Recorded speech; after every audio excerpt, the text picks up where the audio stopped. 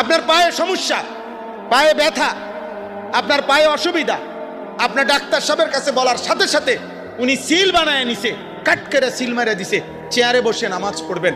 ডাক্তারের বাপের ক্ষমতা নাই এটা বলার, কোন ডাক্তারের এই অধিকার নাই। আমি চ্যালেঞ্জ করলাম, চেয়ারে বসে নামাজ পড়া আর প্যারাসিটামল লেখা এক কথা না। চেয়ারে বসে নামাজ পড়া এটা ইসলামের বিধান, নামাজ পড়া এটা ইসলামের কি বিধান। আর নামাজের মধ্যে দাঁড়ানো এটা ফরজ।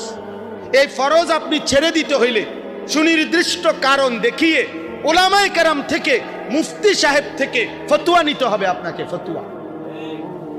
আমি বলি, আবারও বুঝেন, চেয়ারে বসে নামাজ পড়া হারাম না।